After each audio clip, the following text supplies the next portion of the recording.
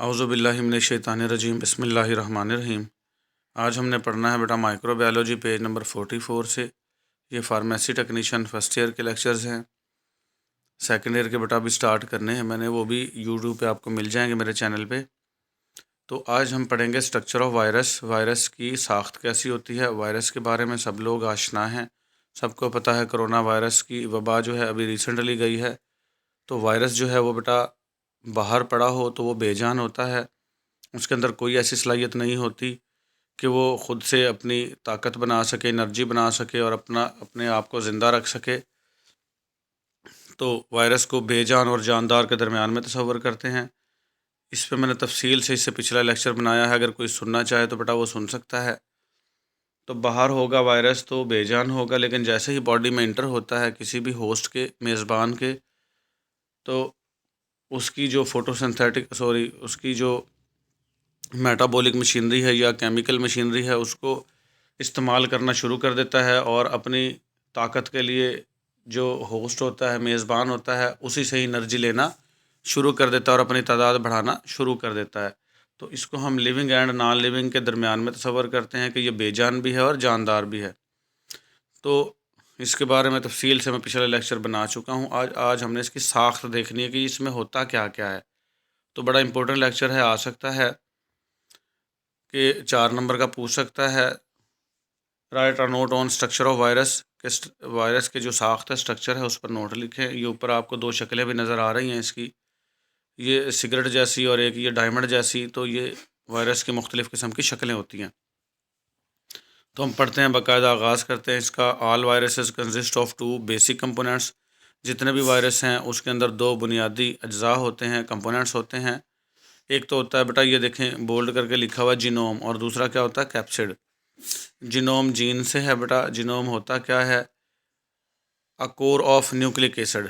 Nucleic acid की जो core है, न्यूक्लिक एसिड में या तो डीएनए होता है या आरएनए होता है। डीएनए और आरएनए के बारे में सारे जो लोग हैं वो वाकिफ़ होंगे बेटा। डीऑक्सी राइबो न्यूक्लिक एसिड और राइबो न्यूक्लिक एसिड, ये जीन्स होते हैं, इसमें जीनोम होते हैं। ठीक है, वायरस में या तो आरएनए होता है या डीएनए होता है, तो उसको हम जीनोम कहेंगे। और उसके ऊपर कोट होगा, कोट ऑफ प्रोटीन। प्रोटीन का कोट है नोन एज कैप्सिड, जिसको हम कैप्सिड कहेंगे।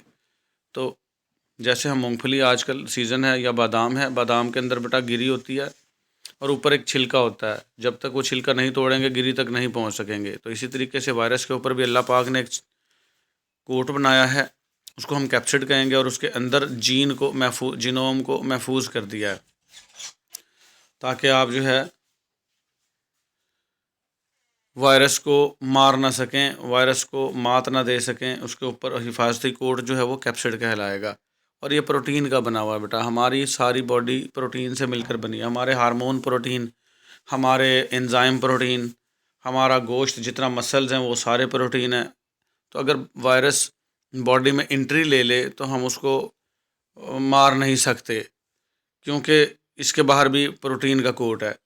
तो अगर हम उसकी प्रोटीन तोड़ना चाहेंगे तो हमारी बॉडी में सारी चीज़ें जो प्रोटीन से बनी है वो भी डिस्ट्रॉय होना शुरू हो जाएंगी। तो इसलिए आज तक जो है वो एंटी बैक्टीरियल मेडिसिन तो मौजूद हैं, बैक्टीरिया को मारने वाली तो मौजूद हैं, वायरस को मारने वाली एंटीवायरल मेडिसिन्स बहुत कम हैं, बस सपोर्ट हैं, सपोर्ट देती हैं, मार नहीं सकती। तो ये बहुत प्यारी बात अल्लाह पाक ने, देखें कैसा निज़ाम बनाया है कि इसके बाहर प्रोटीन का कोट रख दिया है कि कोई इसको मारना चाहे, अल्लाह की हिकमत होगी इसमें भी, तो इसको मार ना सके। आगे भी इसकी प्रोटीन का जो कैप्सिड है, इसके बड़े कारनामे हैं, मैं अभी बताता हूँ आपको। तो फिर हम अभी डिटेल से पढ़ते हैं जीनोम क्या होता है। जीनोम कंटेन ईदर डीएनए और आरएनए। मैंने पहले ही बताया है कि जीनोम में या तो डीएनए होता है या आरएनए होता है, बट नॉट बोथ, लेकिन दोनों नहीं होते। And the nucleic acid occur in double stand और सिंगल स्टैंड फॉर्म। और जो न्यूक्लिक एसिड है या तो डबल स्टैंड होता है या सिंगल स्टैंड होता है। डबल स्टैंड जैसे आपकी बांस वाली सीढ़ी होती है बेटा, उसके 2 डंडे साइडों पे जा रहे होते हैं, 2 होंगे तो डबल स्टैंड, एक होगा तो सिंगल स्टैंड। ये नीचे दिखाया गया है ये पिक्चर के अंदर। ये दरमियान में जो 2 लकीरें इकट्ठी घूमती हुई जा रही हैं, ये डबल स्टैंड है। ठीक है, तो ये डबल स्टैंड होता है या सिंगल स्टैंड। द जीनोम में बी फोल्डेड। जीनोम फोल्ड हुआ होता है, तहें लगी होती हैं। कंडेंस बहुत ज़्यादा क्लोज होता है। आर कॉइल्ड या लच्छेदार होता है जीनोम। ठीक हो गया। तो ये तीन किस्में हो सकती हैं। ये जीनोम है, बिल्कुल आसानी से आप याद कर सकते हो कि ये मैं डिटेलें इसलिए बताता हूँ कि आपका ना नॉलेज बढ़े, इम्प्रूव हो, आपको चीज़ें याद रह जाएं। वरना आप ऐसे आसानी से याद कर सकते हो इसको कि जीनोम में डीएनए होता है या आरएनए होता है, लेकिन दोनों नहीं होते। जो न्यूक्लिक एसिड है वो डबल स्ट्रैंड होता है या सिंगल स्ट्रैंड फॉर्म में होता है, और जीनोम फोल्डर होता है, कंडेंस होता है या कॉइल्ड होता है। तो इस तरीके की जो सा है ना, आप उर्दू में इसको याद करके और इंग्लिश में आसानी से खुद भी बना सकते हो। कैप्सिड क्या है? ये जो ऊपर हमने जो दो चीज़ें पढ़ी थी ना, जीनोम और कैप्सिड, इसी की थोड़ी डिटेल बता रहा है वो। तो कैप्सिड क्या है बेटा? Capsid protects the genome. Capsid हिफाजत करता है जीनोम की। जैसे मैंने बताया, मूंगफली के दाने की हिफाजत उसके ऊपर वाला छिलका कर रहा होता है, तो इसी तरीके से जीनोम की हिफाजत कौन कर रहा होता है? Capsid. It also give shape to the virus, और ये वायरस को शक्ल भी देता है। And is responsible for helical, icosahedral और कम्प्लेक्समेट्री। और ये जिम्मेदार होता है वायरस की तीनों शक्लों का। वायरस की जो तीनों शक्लें हैं वो मैं पीछे पढ़ाया हूँ, पिछले लेक्चर में तफसील से मैंने बताई हैं। वायरस की तीन ही शक्लें होती हैं, एक हेलिकल स्प्रिंग जैसी, एक आइकोसाहेड्रल और तीसरी कम्प्लेक्समेट्री होती है। तो इनके ज़िम्मेदार भी कौन है? इसका कैप्सिड है। क्या हो गया देख लो कैप्सिड के काम? एक तो जीनोम की हिफाजत करना, दूसरा वायरस को शक्ल देना, और उसकी जो तीनों किस्म की शक्लें हैं उसका ज़िम्मेदार भी ये कैप्सिड ही है। ये देखें बेटा, ये तफसील से पिक्चर बना दी है उन्होंने। ये देखें पूरा वायरस बना हुआ है। वायरस के ऊपर ये ब्लू कलर के जो रिंग नज़र आ रहा है ब्लू कलर का, ये इसका ग्लाइकोप्रोटीन्स है। ग्लाइको का मतलब ग्लूकोज, एंड प्रोटीन्स तो यानी दो चीज़ों का मिक्सचर है ग्लाइकोप्रोटीन्स। और ये रेड कलर का जो नज़र आ रहा है ये इन्वेल्प है इसका। इन्वेल्प वैसे तो लिफाफे को कहते हैं जिसमें आप पैसे डाल के देते हो वलीमे वगैरह पे, लेकिन यहाँ पे इन्वेल्प जो है वायरस के बाहर भी एक लिफाफा सा अल्लाह पाक ने रेड कलर का बना दिया है, तो उसको हम क्या कहेंगे? इन्वेल्प। और ये जो ब्लू कलर का नज़र आ रहा है, सॉरी ग्रीन कलर का, कैप्सिड है, इसको हम कैप्सिड कहेंगे। देखें कैप्सिड की बात हो रही थी ना बार बार, तो ये कैप्सिड है। और इसके अंदर जीनोम है, ये ब्लैक कलर का जो नज़र आ रहा है, ये डबल सिंगल स्ट्रैंड होता है या डबल स्ट्रैंड होता है, डीएनए होता है या आरएनए होता है। तो ये मुकम्मल वायरस बना दिया है। कोई बच्चा इसकी पिक्चर बनाना चाहे तो बहुत अच्छी बात है, बना सकता है पिक्चर। कोशिश करें बना लें, कलर फिलिंग करें, आपको पता चल जाएगा बेटा। फिर आ जाएंगे कैप्सोमर्स। कैप्सोमर्स क्या होते हैं? जनरली आमतौर पर द कैप्सिड इज सब डिवाइडेड इंटू इंडिविजुअल प्रोटीन सब यूनिट्स कॉल्ड कैप्सोमर्स। अब जो इसका कैप्सिड है ना बेटा, इसको हम मज़ीद तकसीम करते हैं, सब डिवाइड करते हैं इंडिविजुअल प्रोटीन सब यूनिट्स में। तो सब यूनिट क्या होते हैं? जैसे सीढ़ी जो बनती है ना, पौड़ी जो बनती है, तो उसके बेटा पहले दो बांस होते हैं और उसकी फटियाँ अलग होती हैं, उसकी कीलें अलग होती हैं। तो उन कीलों को फटियों के अंदर से सुराख करके डाला जाता है और बांस के साथ पेवस्त कर दिया जाता है, तो फिर पूरी सीढ़ी तैयार हो जाती है। तो इसी तरीके से जो कैप्सोमर्स है उसको हम मज़ीद तकसीम करते हैं, उनको प्रोटीन सब यूनिट कहते हैं, और उनका नाम क्या है? कैप्सोमर्स है। कैप्सोमर्स बताते हैं कि कौन सा वायरस कितना ख़ास है। तो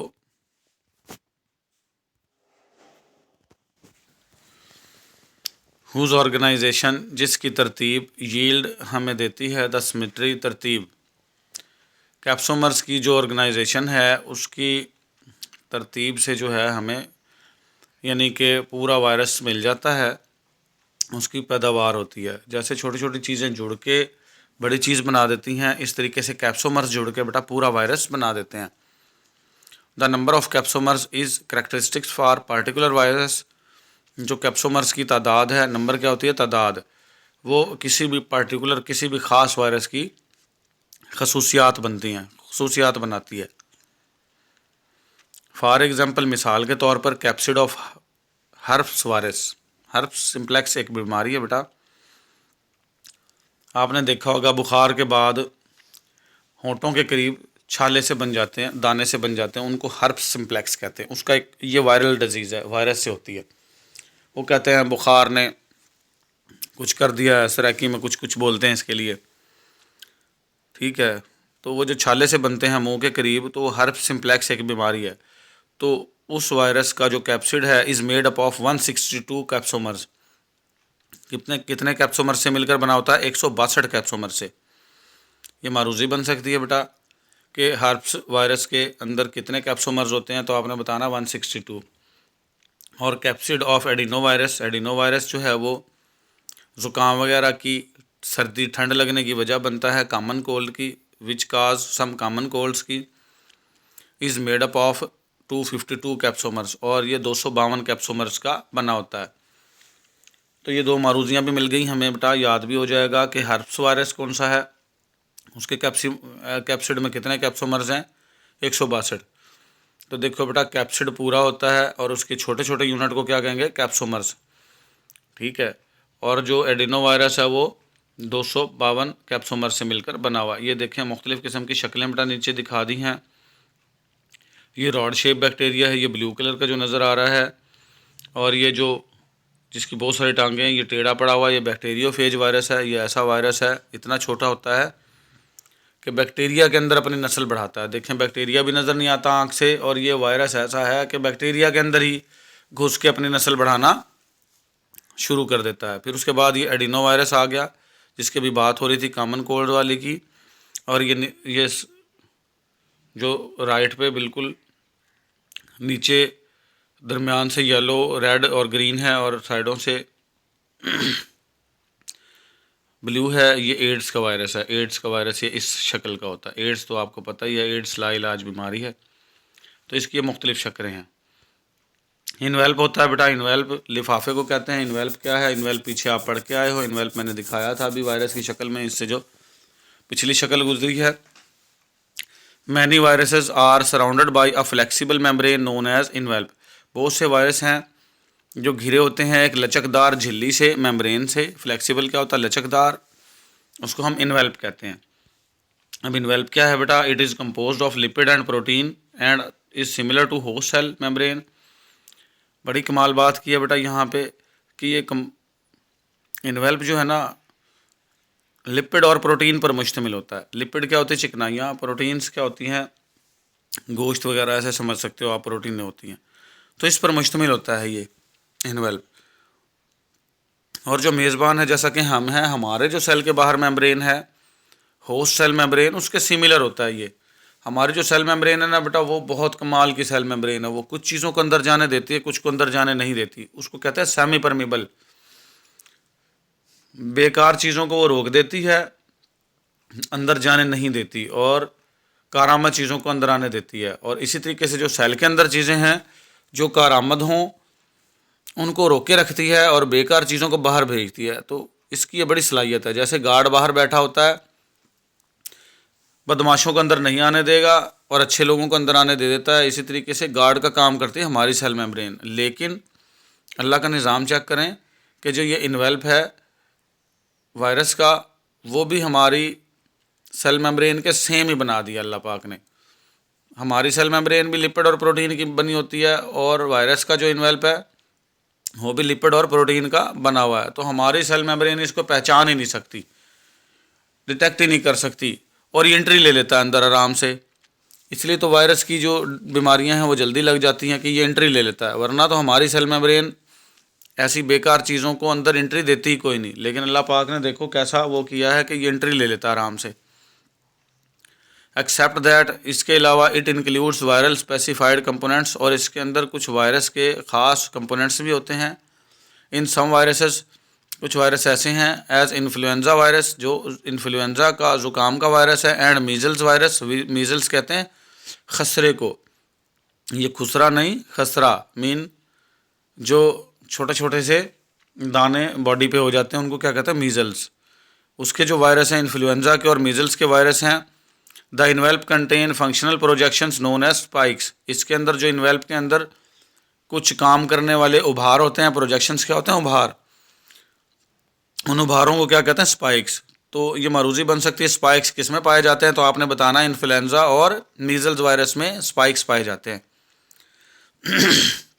और होते क्या स्पाइक्स? ये फंक्शनल प्रोजेक्शंस होते हैं। The spikes often contain enzyme. Spikes में अक्सर औकात एंजाइम होते हैं टू असिस्ट जो मदद करते हैं, असिस्ट का मतलब क्या होता है, मदद करना बेटा। The attachment of virus, virus को चिपकने में, अटैच होने में टू होस्ट सेल के साथ। ये बार बार होस्ट का लफ्ज़ आ रहा है बेटा। वायरस किसी भी चीज़ में एंट्री लेगा तो वो उसका होस्ट होगा। होस्ट कहते हैं वैसे मेज़बान को। अगर इंसान के अंदर वायरस एंट्री ले रहा है तो वो होस्ट हो गया उसका। बकरी में तो बकरी उसकी होस्ट होगी, गाय में तो गाय उसका होस्ट हो गया। तो जिसमें वायरस एंट्री लेगा वो उसका होस्ट कहलाएगा। तो ये स्पाइक्स जो हैं फंक्शनल प्रोजेक्शंस हैं, इन्फ्लुएंजा वायरस और मीजल वायरस में पाए जाते हैं और होस्ट सेल के साथ चिपकने में उसकी मदद करते हैं। ठीक हो गया, ये ऐसे उर्दू में याद कर लिया करो बेटा, आपका नॉलेज इम्प्रूव होगा। और फिर आप इसको अपने अल्फाज में भी लिख सकते हैं। कोई बहुत बड़ी रॉकेट साइंस नहीं है कि आप इन्हीं के अल्फाज ऐसे ही याद करें, लेकिन आपका कंसेप्ट क्लियर होना चाहिए। ठीक हो गया। फिर आ जाएगा इसके अंदर बेटा, इन्वेल्प्ड वायरस में lose their infectivity when the envelope is destroyed. बड़ी प्यारी बात की है कि जो इन्वेल्प वायरस है जिसके बाहर इन्वेल्प हो, अगर उसका इन्वेल्प जो है वो तबाह कर दिया जाए किसी भी तरीके से तो वो अपनी इन्फेक्टिविटी को खो देगा। इन्फेक्टिविटी कहते हैं बेटा बीमारी फैलाने की सलाहियत, इन्फेक्शन फैलाने की सलाहियत क्या कहलाती है, इन्फेक्टिविटी। तो किसी भी तरीके से अगर हम उसका बाहर वाला इन्वेल्प डिस्ट्रॉय कर दें तो वो अपनी इन्फेक्टिविटी खो देगा। कोरोना वायरस के अंदर आपने देखा होगा कि सड़कों पे स्प्रे करते रहे हैं पानी के साथ, कुछ केमिकल मिला के। हम घरों में भी स्प्रे करते रहे हैं और बॉडी के ऊपर भी स्प्रे करते थे। तो वो स्प्रे में जो केमिकल होता था वो क्या करता था, अगर वायरस आपकी बॉडी पे या ज़मीन पे पड़ा हुआ है तो उसका इन्वेल्प जो है वो डिस्ट्रॉय कर देता था, जिससे वो वायरस अगर था भी, मौजूद भी था, तो वो काम का नहीं रहता था, मतलब बीमारी फैलाने की सलाहियत उसमें नहीं रहती थी। तो इसलिए बचाव मुमकिन हो सकता था। तो साइंसदानों ने जितने भी थे, उन्होंने थिंक टैंक जो भी बैठा था, तो उन्होंने ये बड़ी प्यारी बात की थी कि स्प्रे करवाए थे। तो उन स्प्रे से क्या था कि वायरस का जो इन्वेल्प है वो डिस्ट्रॉय हुआ और उसकी इन्फेक्टिविटी ख़त्म हो गई।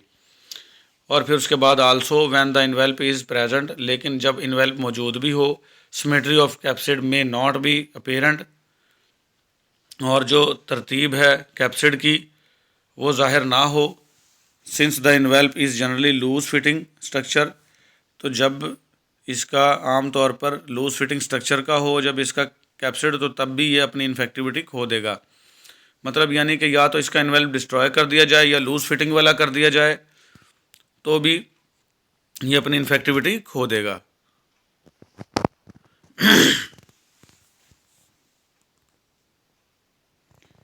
ये आ जाएगा। फिर वायराइन क्या होता है बेटा, वायराइन हम इसको क्लोज करेंगे थोड़ा सा अभी।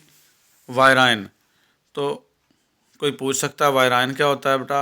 आप वायराइन की तारीफ, ये बहुत आसान है। A completely assembled virus outside it's host, मुकम्मल तौर पर बना हुआ वायरस लेकिन अभी होस्ट की बॉडी के बाहर हो, इस होस्ट सेल के बाहर हो, इज़ नोन एज वायराइन। इसको क्या कहते हैं, वायराइन। यानी कि वो वायरस जो होस्ट की, मेज़बान की बॉडी के अंदर अभी इंटर नहीं हुआ, उसके सेल में एंट्री नहीं ली, तो उसको हम क्या कहेंगे, वायराइन। लेकिन वो मुकम्मल है, बीमारी फैलाने की सलाहियत रखता है वो, लेकिन अभी एंट्री नहीं ली उसने, तो वो वायराइन है। वायराइन लैक ऑफ केमिकल मशीनरी, ये वही बात कर रहा है जो मैंने पहले बताई है कि वायराइन के अंदर केमिकल मशीनरी की कमी होती है। खुद की इसकी कोई मशीनरी नहीं होती। फॉर जनरेटिंग एनर्जी, एनर्जी को जनरेट करने के लिए, एंड सिंथेसाइजिंग लार्ज मालिक्यूल्स, और बड़े मालिक्यूल्स बनाने के लिए। देयर फॉर, यही वजह है, they must rely on the structure and chemical components of their host cell. तो यही वजह है कि वो लाजमी तौर पर उसको इन्हिसार करना पड़ता है। रिलाई का मतलब क्या होता है, इन्हिसार करना पड़ता है स्ट्रक्चर पे और केमिकल कंपोनेंट्स पे अपने होस्ट सेल के, टू रेप्लिकेट दैम सेल्फ, अपनी नस्ल बढ़ाने के लिए, अपनी कापियाँ तैयार करने के लिए होस्ट सेल की केमिकल मशीनरी पर ही इन्हिसार करना पड़ता है। We shall examine how this takes place next, कि ये किस तरह से होता है, वायराइन कैसे एंट्री लेता है और कैसे अपनी नस्ल बढ़ाता है, ये हम नेक्स्ट देखेंगे कभी।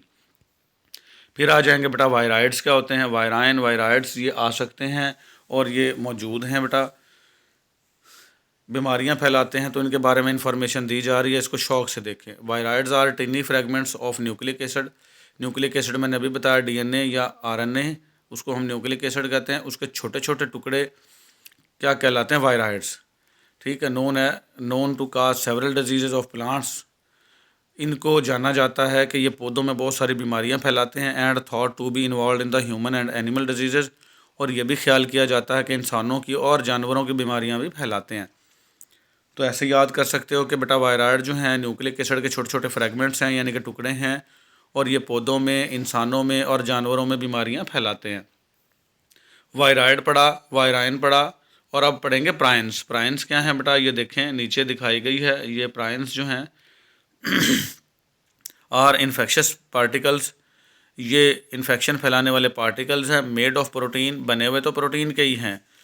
रिसर्च इंडिकेट्स, रिसर्च से ये साबित हुआ है that prions are normal proteins, के प्राइन्स जो हैं वो नॉर्मल प्रोटीन होते हैं।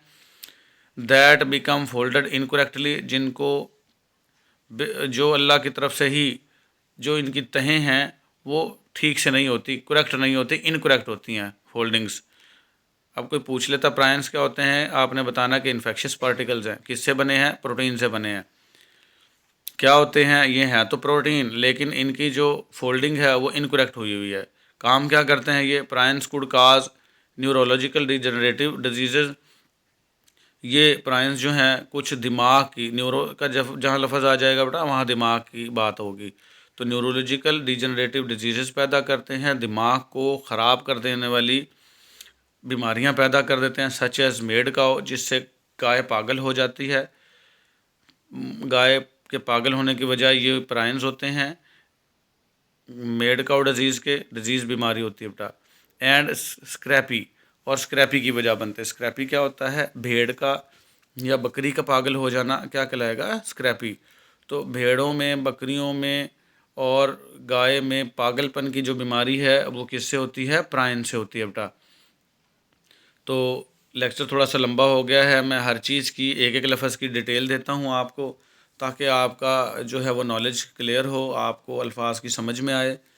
तो कोई बात अगर समझ में आ जाए ठीक से बेटा और अच्छा लगे लेक्चर, तो अपने दोस्तों को इसका मशवरा दें ताकि वो इस चैनल पे आएँ। इंशाल्लाह मिलेंगे अगले लेक्चर में। आज के लिए इतना ही। अल्लाह हाफिज़।